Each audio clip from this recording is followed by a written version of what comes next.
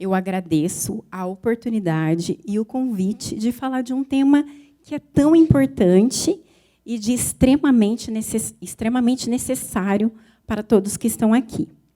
Bom, o tempo é curto, como as meninas mesmo disseram, mas eu vou tentar transmitir a mensagem para todos vocês. Bom, o autocuidado, cuidar de si, é uma bandeira muito forte que todas as pessoas, todos nós devemos refletir. Mas especialmente para aquelas pessoas que estão passando por situações desgastantes, de sofrimento, em especial familiares, pacientes, de doenças que exigem um tratamento prolongado. Muitos pensam, a maioria das pessoas pensam, que autocuidado é a mesma coisa que autoajuda. Autoajuda é uma ação única, né, que serve de apoio para o cuidador. Já o autocuidado é uma mudança no estilo de vida, na rotina, na adequação e, principalmente, de conscientização dos seus limites. Tem alguém aqui que é cuidador? Muito bem. Também. Como está o escopo emocional de vocês?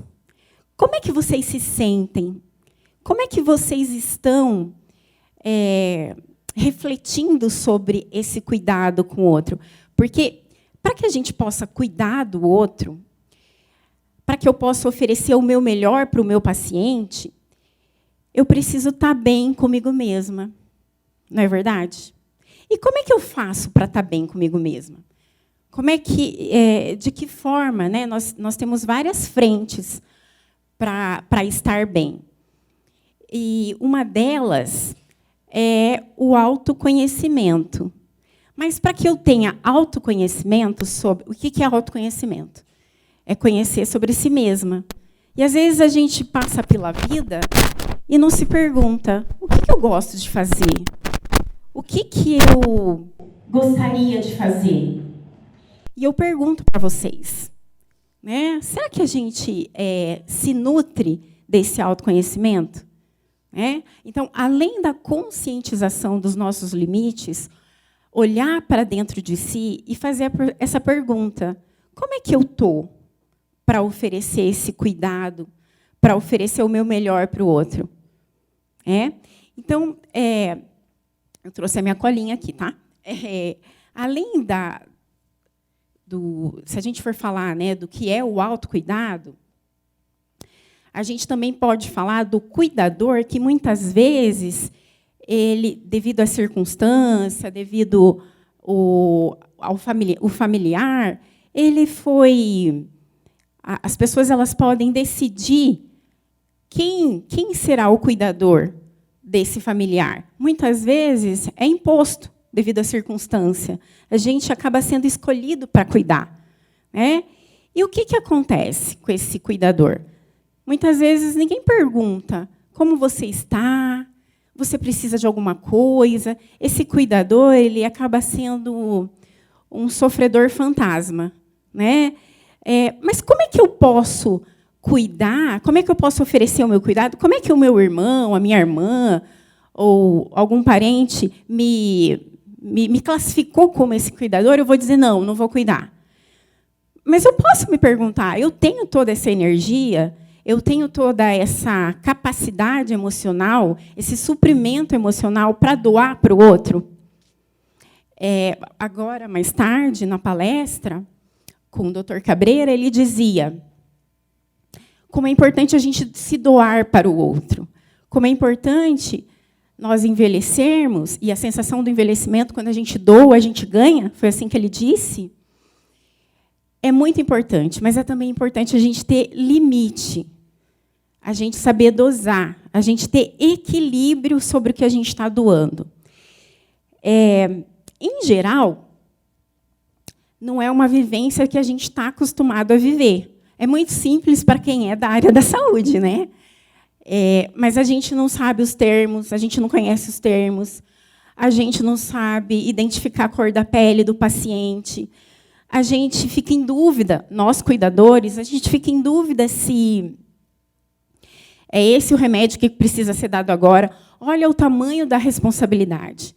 Olha como cuidar do outro é um ato de responsabilidade e de coragem também, né? Eu gostaria de mostrar para vocês, ilustrar, apresentar de forma que vocês pudessem sair daqui para que possa até ensinar para as outras pessoas, e para vocês também que são cuidadores, o que é o autocuidado, de fato, e como é que eu estou me cuidando. Então, eu vou usar esses copos aqui e vou estar falando um pouquinho sobre o que é o autocuidado. Todos nós, eu, a doutora Ana, a Inês, né, a doutora Fran, todos nós deveríamos ter pelo menos 90% de nutriente emocional. O que é nutriente emocional? O que vocês pensam sobre nutriente emocional? Nutriente emocional, suprimento emocional, é tudo aquilo que, para mim, tem um significado. Acho que a Fran falou sobre isso na frase da Quintana, que tem um significado importante para mim. Então, o que é importante para mim?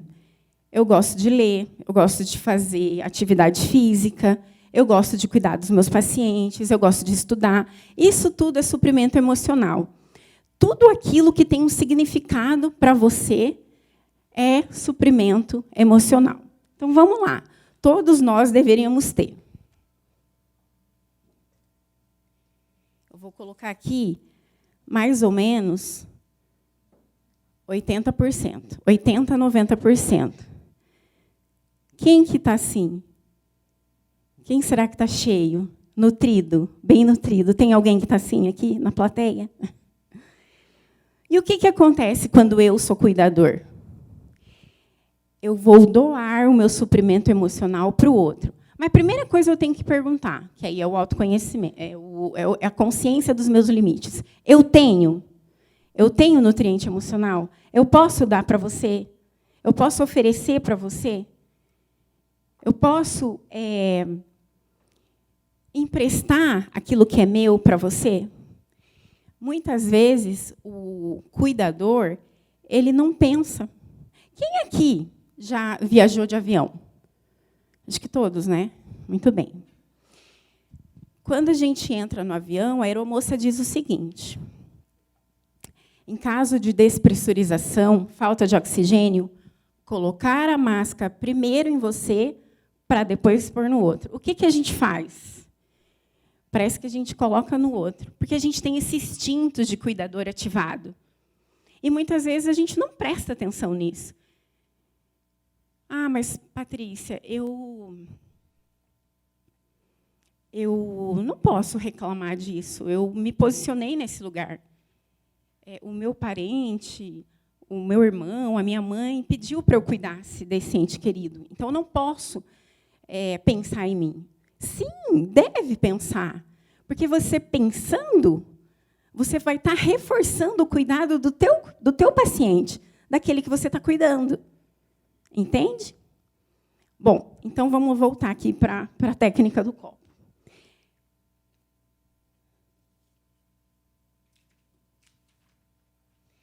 Quando eu tenho 80% de nutriente emocional, eu posso doar para o outro. Tá? Então, em várias situações de hospital, em várias situações do cuidado com o outro, eu dou isso para o outro. E como é que eu fico? Eu fico vazio, sem suprimento emocional. Às vezes, eu consigo buscar esse suprimento emocional, esse nutriente emocional, no esporte, nos meus filhos, na minha família, na culinária, na música, no teatro. Mas, outras vezes, eu vou buscar na família, nos amigos, e outras vezes eu mesmo vou me acolher, eu mesmo vou fazer isso sozinho. né? Então, de que maneira eu estou fazendo para manter o meu escopo emocional? Né? E como é que está esse escopo emocional? A gente precisa refletir sobre isso. Porque é bem possível que você, cuidador, se não estiver cuidando desse escopo emocional, em algum momento você vai adoecer. Hoje a gente fala, algumas pessoas que são cuidadores, eles estão adoecendo de uma síndrome chamada burnout. Burnout não é só um cansaço, porque quando eu estou cansada, quando a gente trabalha, a gente deita e dorme. O burnout é uma exaustão. E a exaustão exige mudança no estilo de vida, mudança na rotina, mudança sobre a minha consciência e, principalmente, sobre os meus limites. Então, o que acontece quando eu estou exausto nesse hospital? O que acontece, muitas vezes, quando eu estou cansado, eu não consigo... Não só no hospital, né? Não, a gente não cuida só no hospital, a gente cuida em casa. Ninguém me oferece um café. Muitas vezes, estava falando até com a Inês, né? A Inês estava me perguntando, mas o que a gente pode oferecer para quem está cuidando? Dessas mínimas coisas, dessas pequenas coisas. Pedir para trocar, né? Pedir para o familiar trocar, fazer um rodízio, de como isso é importante. Só que tem um outro detalhe. Quem cuida, normalmente, não fala das suas emoções, não fala do que está sentindo, teme por falar das suas preocupações, do seu sofrimento, da sua tristeza, porque por que eu vou contar, por que eu vou falar isso para o meu paciente? Mas, muitas vezes, você compartilhando com o seu cuidador, e, muitas vezes, o paciente compartilhando, o cuidador compartilhando com o paciente, os dois eles podem se tornarem, nesse processo longo, muitas vezes longo, mais leve. Do que adianta a gente ficar fingindo que está tudo bem quando não está bem? E, de repente, até eu autorizo o meu paciente a falar sobre o que eu estou sentindo. Tá? Agora, é claro que, no geral, quando eu falo desse escopo emocional, quando a gente fala sobre o que eu tenho para dar para o outro, algumas pessoas têm o dom de cuidar, gosta de cuidar, é prazeroso cuidar. Não é imposto, não foi imposto por um parente ou por alguma pessoa da qual escolheu para estar nesse lugar. Mas, se eu não pensar nesse cuidado hoje, se eu não pensar nesse autocuidado agora, eu posso ser esse paciente. Né? Então, eu preciso estar sempre olhando para o meu eu interior, como eu disse, para oferecer o melhor de nós mesmos, a gente precisa estar sempre refletindo sobre o que eu tenho para oferecer para o outro. Tá? Sempre fazer essa reflexão.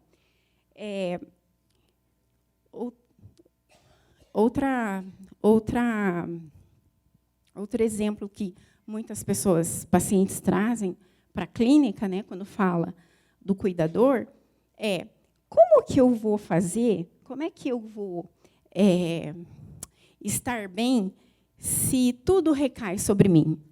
Né, como é que eu vou, de repente, sair para tomar um café com um amigo, pedir para alguém vir para eu tomar um banho quentinho?